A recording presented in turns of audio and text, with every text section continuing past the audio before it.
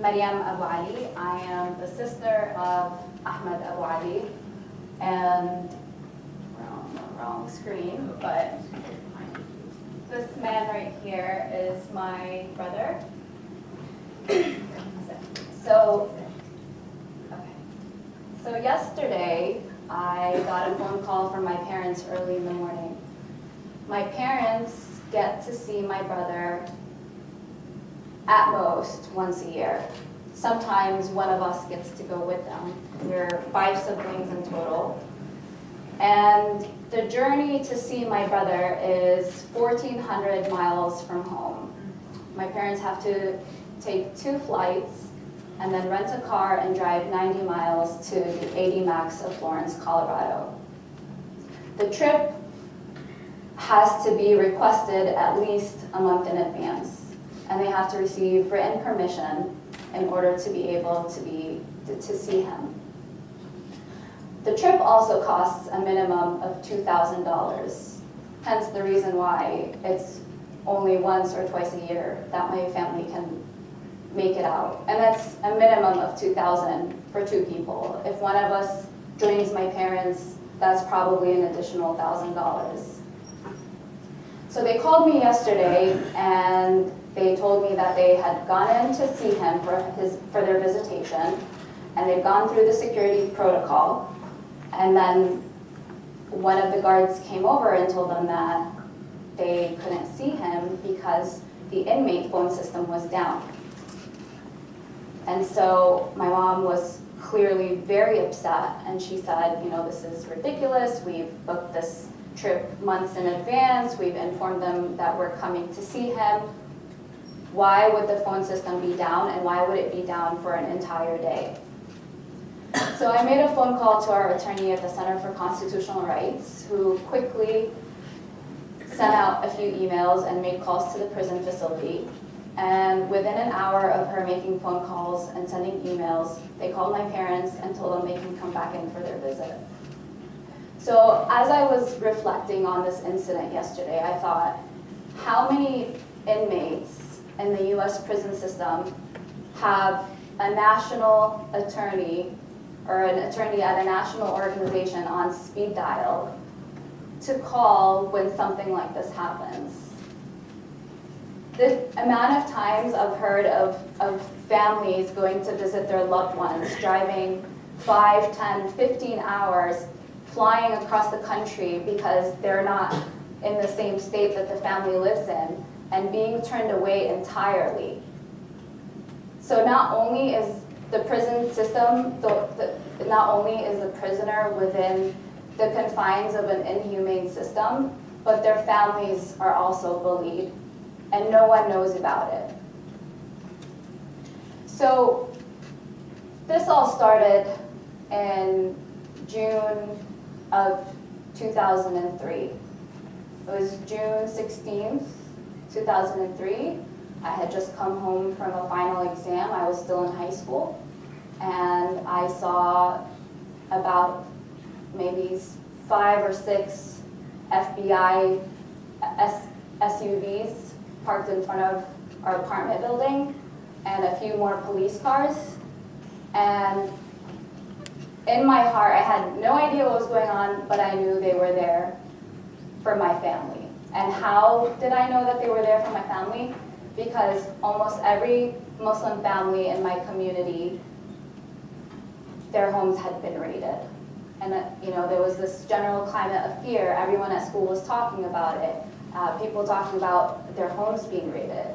And so in that instant, even though we lived in an apartment building, I knew they were there for my family. But I had no idea what was going on. So thereafter is when we found out that a week prior, on June 8th of 2003, my brother, who was 22 years old at the time, who was studying abroad in Saudi Arabia, he was studying Islamic studies to become an imam, had been detained by the Saudi intelligence, and we had no idea where he was held, whether he was dead or alive. His phone was disconnected.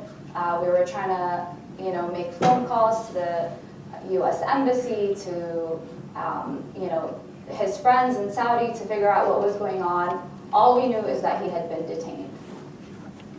So we would later learn that Ahmed was detained in Medina, where he was tortured by the Saudis over the course of 3 days. And after 3 days of being tortured, they transferred him to the city of Riyadh, where he was continued to be tortured and interrogated for 47 days. 47 days. And after 47 days, they forced him to read a written confession and videotaped it. So,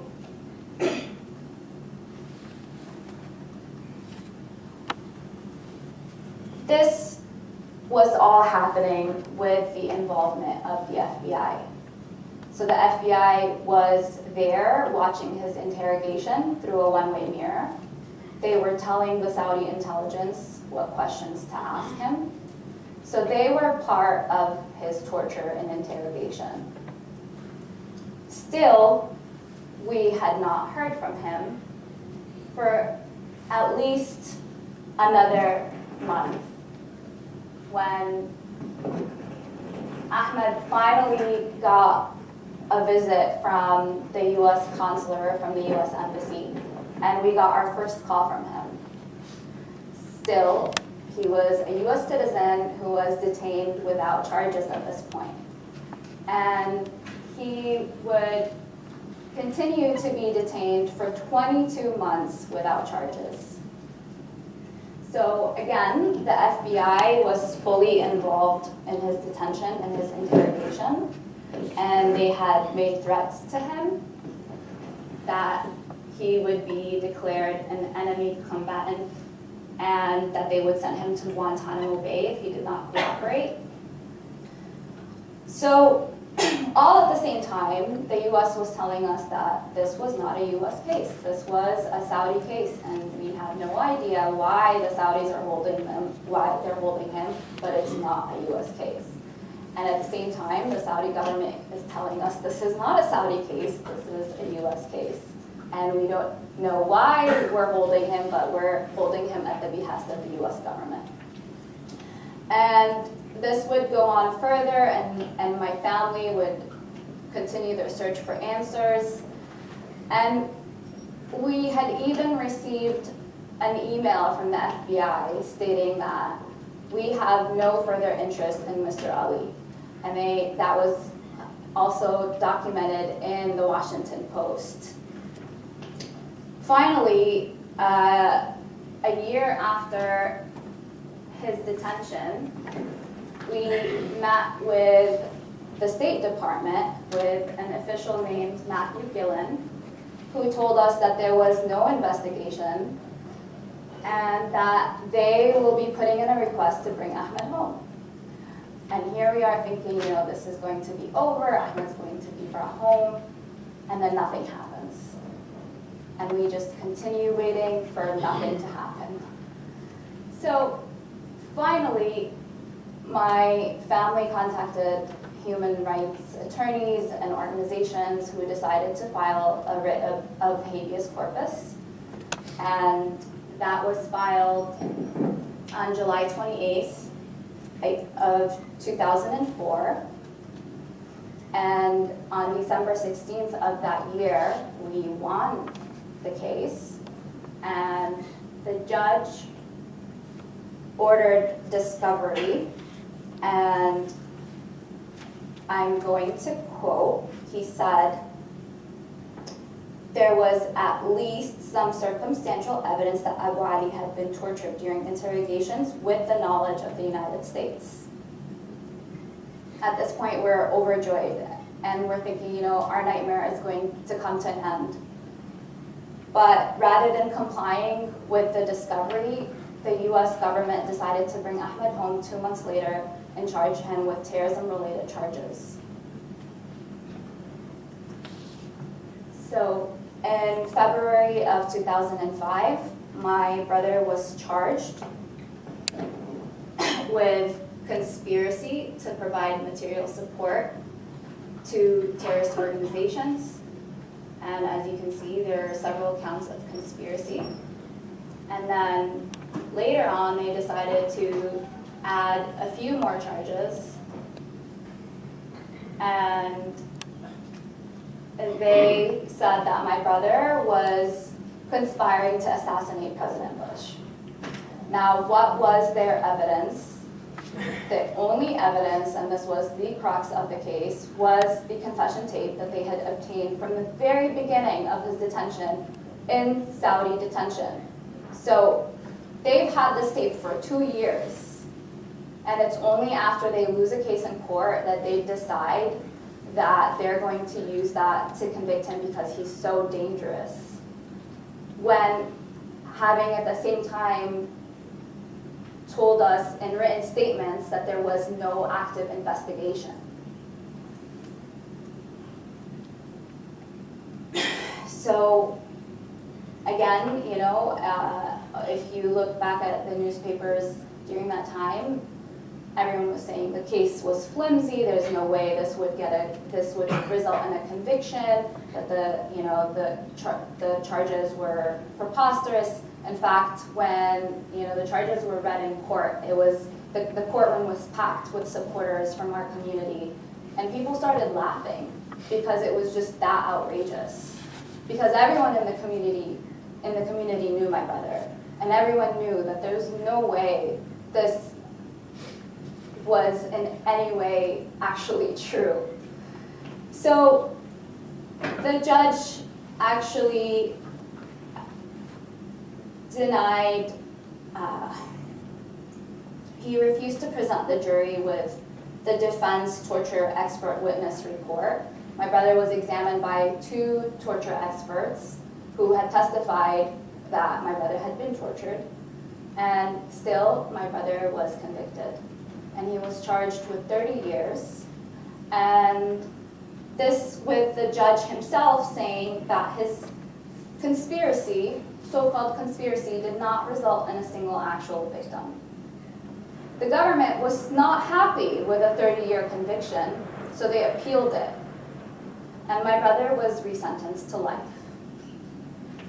And this is with the fact that he was tortured overseas, that he was charged with conspiracy. So he wasn't even charged with a plot, or with having had any weapons, or having had a plan to actually commit these crimes.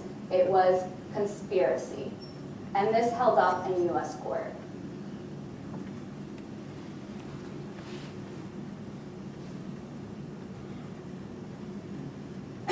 So I just want to talk about a day in the life of my brother, who has been in solitary confinement for the past 14 years. 14 years in solitary confinement. Again, our visitations are restricted, our phone calls are restricted, he can't talk to the media, he can't talk to his friends, he can't talk to his uncles, he can't talk to his aunts, he can't talk to his grandparents. The only people he's allowed to talk to are immediate family. So, I had a lot to talk about, but I think I'll try to cover some points. What I want to say is that years after this happened to my family, and the emotional, financial, and physical struggle that we've endured, I came to realize that my brother's case was not an anomaly. That this was, in fact, a systemic targeting of our communities. And I want to tie it back into a larger problem in the US, and that's mass incarceration. Because there's no way that my brother would have been held in these conditions if the system didn't already exist. And the fact is that we have a very broken criminal justice system. From whether it's the use of solitary confinement or the racial biases. So obviously incarceration devastates not only families, but it devastates communities, and particularly communities of color. And there really needs to be a shift in our nation's mindset on the use of prisons and punishment, and just in general, how we view punishment. So right now, the system is punitive and is in no way rehabilitative. So, locking someone up perpetually in solitary confinement is just going to drive that person crazy. It is in no way a benefit to the community at large. It is no way protecting that community at large. And I also want to tie in the war on terror with the war on drugs, because there are many parallels. So just like the vast majority of drug convictions are nonviolent offenses, the vast majority of terrorism convictions are also nonviolent. These are not people who are actually criminals. They are not a threat to society. They have not committed any violence. So just like, again, we've seen in the war on drugs that the prosecutors just care about their win and about the percentage of their wins that result in convictions. So I don't know if you've heard of the term trial penalty, but this is the idea that if you go to trial, if you were to get convicted, you're likely to get a sentence that's 3 times as long as if you were to take a plea bargain. And so 97% of convictions are plea bargains. And that's regardless of whether that person feels that they are innocent or not. It's more about, do I want to spend 30 years in prison, or should I just not take that risk and get off on 10 because I have a family to get back to?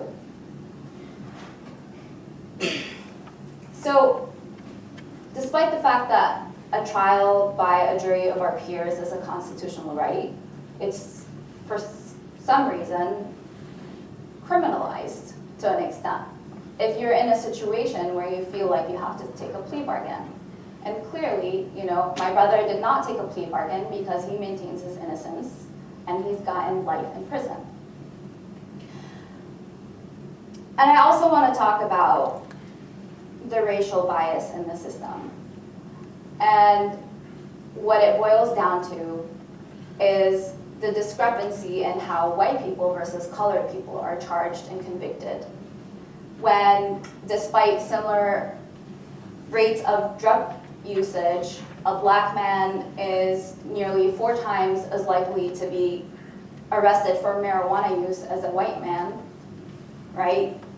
And black males are often given much longer sentences than their white peers, and that blacks and Latinos make up 30% of the population, but they represent 60% of the prison population, then we have a problem.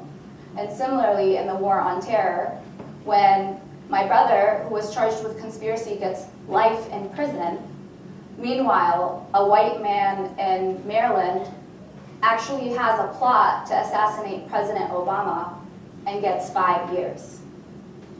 Similarly, in the new cases of ISIS convictions, where a black man or a brown man is getting 10 to 20 years, and then I don't know if you guys have seen the news, but just a few days ago, it was revealed that an FBI agent had flown, or a woman working with the FBI as a translator, had gone to Syria and married an ISIS jihadist, and then came back and only got 2 years in prison.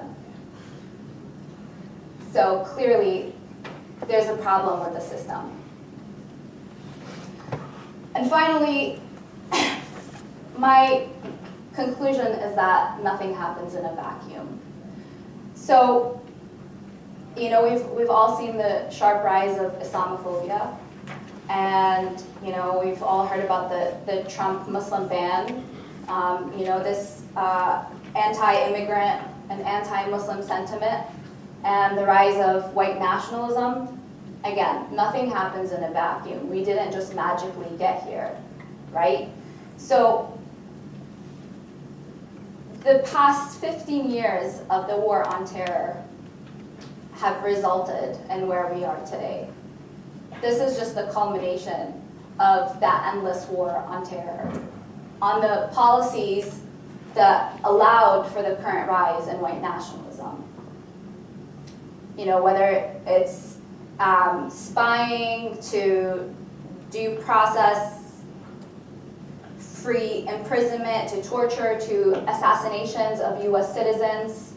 You know, these were things that started under the Bush administration, were codified by the Obama administration, and no one has been talking about it. You know, we've been sounding the alarm bells for the past 10, 15 years, and no one's paying attention until now. So, where do we go from here?